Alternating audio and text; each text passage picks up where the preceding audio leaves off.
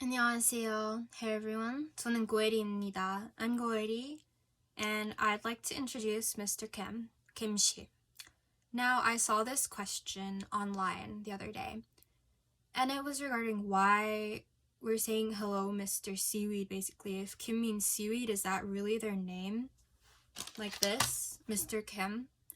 Well, I hope not, and I think it's a very important lesson to be learned here regarding the meaning of words. So this is the actual meaning of Kim, gold or metal. Now, how do we know that?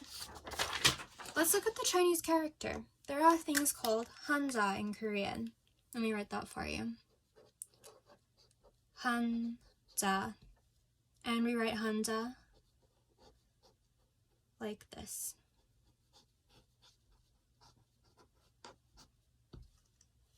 Said like that. And when we're talking about something like a surname, like Kim Shi, this is what we're referring to here. And this means gold or metal, like I said.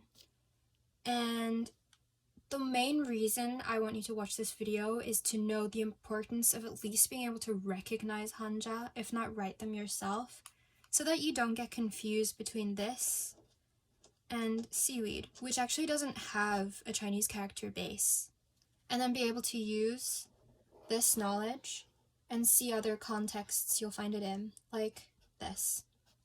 금, 요, ear. Spelled like this in Hangul. So, I introduce myself by saying 안녕하세요, 고에리입니다. Right? These are the characters for 고에리. So now you can see using the Hanja exactly the meaning I'm referencing when I say these sounds. And that's what's so important in my opinion with Hanja and learning Korean, and why more people should be aware of this. But as you can see, there's always an argument and a divisive line in between, for and against. For, people say it enriches our knowledge.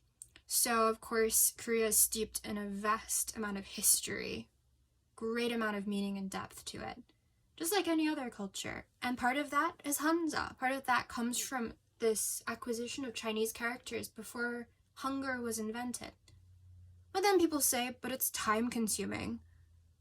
Yes, I agree. I studied Mandarin at the undergraduate level. It kind of felt like the more characters I learned, the less I knew, and it felt like an endless pit. So I agree with that. But it allows you to acquire vocabulary easily, much more so than if you had no knowledge basis in Hansa.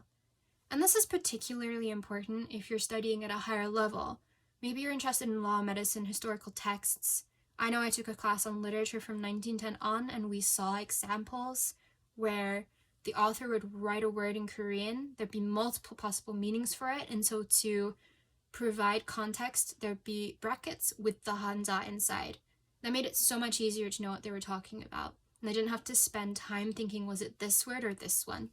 They laid it out for me with the Hanja. Then you say, but we have Hangul. Yeah, we do.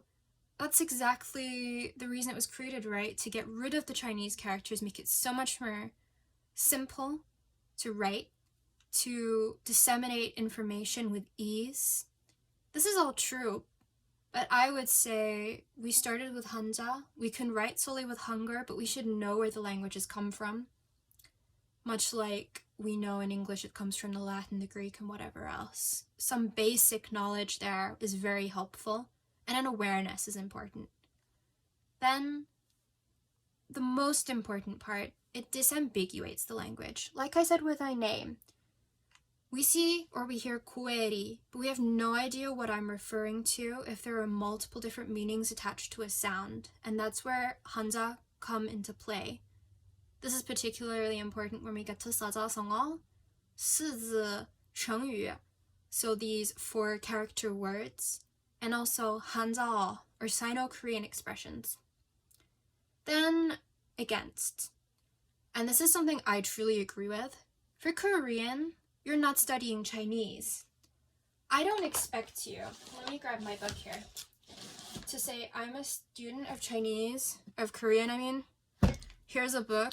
If you're learning Korean, read all of this in Mandarin. No, not at all. You don't need to be able to write or read that many characters, but you should be able to at least recognize some that are used frequently. That's all my books gone. So you'll see with a book like this, 미생, you want to at least have a certain amount of background and knowledge on Hansa, so you're not missing out on deeper meanings and its use in popular culture today in Korea. As you can see, it's in the title, but the book itself is written in Hangul, with a few exceptions, and these are pretty simple Hanja to learn, like numbers, for example. And that doesn't take much time at all. It's quite simple, really. So, to further explain my point, I've written this sentence. And I want you to focus particularly on this word, 심사숙고. Each unit here has a character associated with it. But let's read it first. So in Korean it says, 어느 때보다 집에 많은 시간을 보내고 있고 가족들과 떨어져 있어서 집이란 우리 모두에게 무엇인가에 대한 생각을 심사숙고 중이다. In English, I would translate this as, and bearing in mind I'm quarantined at the moment in the US, more than ever I'm spending time at home, I'm away from family, so I'm I'm deeply contemplating this concept of home and how each and every one of us thinks about it. That's the meaning of this sentence. But say we've read this sentence somewhere and we don't know what 심사숙고 means. What do?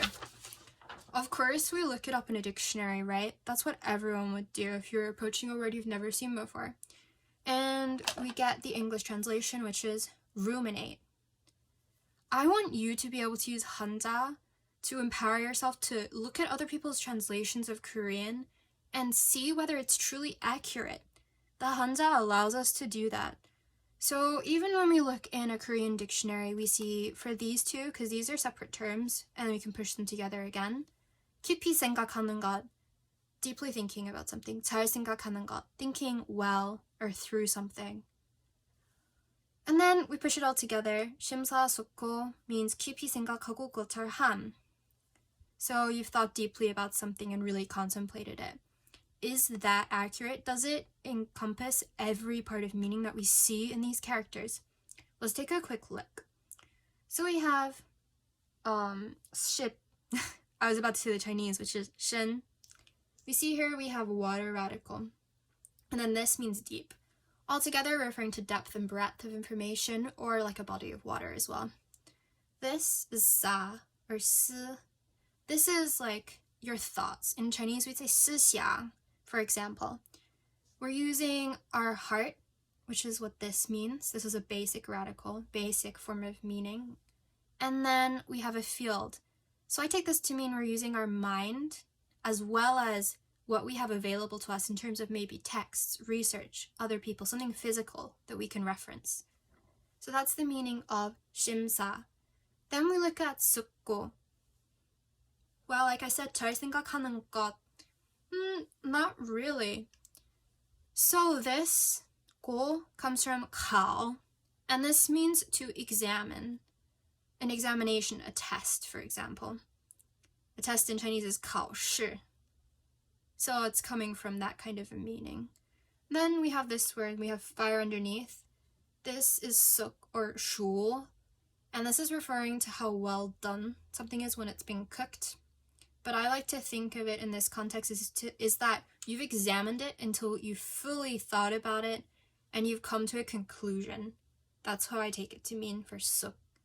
So altogether, you're thinking deeply about something. That's exactly what it says here, and you're contemplating it. That's all contained here. But what that doesn't tell us is this part, that you're examining it until you've come to a conclusion and you've really thought it through to the highest possible extent and formed an opinion about it. So maybe you're saying, okay, that doesn't really apply to me. I'm kind of a beginner intermediate level learner. What should I do? Well, here I've written 왜, and I've written the character here for outside. And one thing that's great with Hanja is that you can look at this as long as you've learned this Hansa and you can recognize it, go on a dictionary. If you see a word like 외국인 and you're like, okay, 외 I get outside, 국 country, in person, or 외국어, all meaning language. But you want to see what other contexts you can use this 외 with. You can look under the Hanja section of the dictionary and see all of the words associated with this specific meaning, because there are other Hansa associated with this sound. So for this, we see things like 외국인, 외국어, 외국, 외출, 제외, 해외, 외교, 외환, 외면, 외부, 예외, 이외. For example, those are just a few. And then, for instance, maybe we're reading something and we know, based on what we heard for 해외, if we look up the 해, we see the word for 바다, ocean, so 해외 is overseas. Maybe we're then talking to a friend or we get a text message and they say, 나는 해가 뜨는 것과 함께 일어나요. So you go, okay, I've seen 해 before, and that means 바다. You can look up that Hanja in the dictionary and see exactly that we're referencing water with 해외. But with this 해, there is no Hanja associated with it. This is a solely Korean native word, and we're referencing the sun, 태양, which has its own set of Hanja. So at this point, it would be great to be able to break it down, know exactly which words this is used with, and when it's not, more importantly. So maybe you've listened to this and you've decided that it's probably too time consuming. I get it. Maybe you think it's unnecessary, Hangul is enough, and you can look up the dictionary. It's much more concise when we write it like this, and it's less ambiguous. But yet again, valid point. You're missing out on a layer of information and meaning that would be great to know. But yet again, it's not necessary to become conversational or even fluent in Korean, I think. Maybe you're one of those that would like to enrich your knowledge of Korean history and culture and the language itself. Where do you start with learning Chinese characters or Hanja? Well, you start with what we call radicals. So these are the basic units of meaning. And what do I mean by that? Well, let's take one of the characters we looked at before, right? Let me write it here for you. This was 심사의 사, right? In that context. Here, this is a field. That is a heart. And we saw the heart in my name as well. These are just radicals. They are the smallest unit of meaning in a Chinese character. And knowing these will enable you to look at a larger character like this, break it into parts, and understand what's being referred to. For instance, 해외, right? This is water. So referencing the ocean here makes sense, right? So altogether, I hope you've enjoyed my video. I hope it was informational and improved your knowledge on the basis of some Korean words and your ability to at least learn vocabulary. Even if you don't want to learn how to write them, you can recognize them in a dictionary, or now you know that that part of the dictionary is there for you on somewhere like Naver, where you can look at all of the Hanja for a term and determine where it's used, where it's not, and really break apart the language into different parts to fully understand it. But as always, thank you for watching, and I'll see you next time. Bye!